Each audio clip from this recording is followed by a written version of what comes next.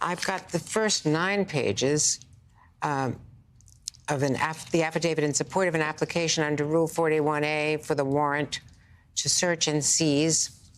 So I think you're all going to be starting to get this as I am now getting it. Let me just show you also the list of redactions, which is listed by paragraph.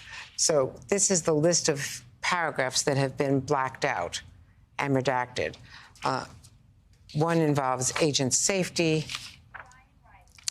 Ryan Riley, have you been able to read some of this? Ryan, are you there? I am. Can you hear me? Yes, I can. Yes. Tell us what you know.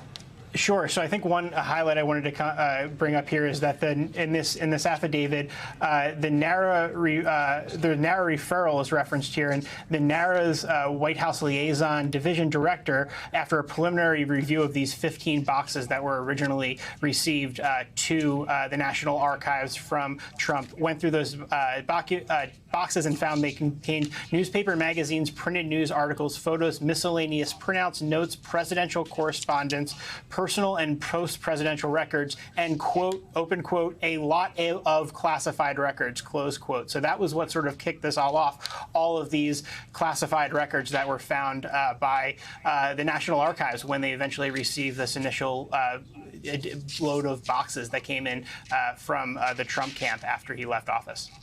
I'm looking even on page 2 here. It says that the FBI's investigation, Ryan, has established that documents bearing classification markings, which appear to contain national defense information, was among the materials it contained in the 15 boxes that were stored at the premises in an unauthorized location. And that is, again, the initial 15 boxes. Further, there's some redactions, and it says, further, there is probable cause to believe that additional documents that contain classified NDA, which is national defense information, or that are presidential records subject to record retention requirements currently remain at the premises. There is also probable cause to believe that evidence of obstruction will be found at the premises. And Ryan Riley, as you continue reading through this, let's talk about some of the things that are jumping out at you. That's right. So, I mean, while a lot of pages do indeed look like this and are pretty heavily redacted, there's one part of this that jumped out at me because Kash Patel, who's sort of been at the center of a lot of these charges, he was one of the people who Trump wanted to designate as one of his representatives to the National Archives. He gets mentioned on here on page 19.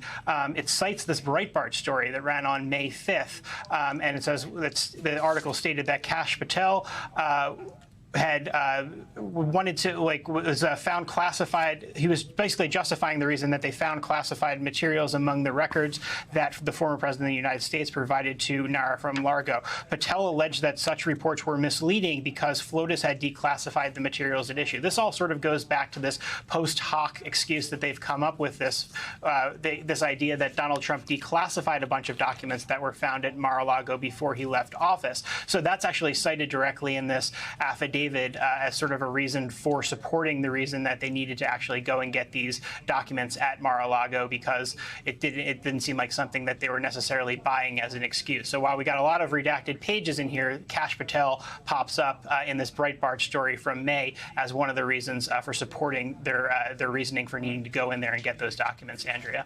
Now, let me just explain who Kash Patel is. Kash Patel, originally he was working for House Intelligence when House Intelligence was run by Republicans, by Devin Nunes.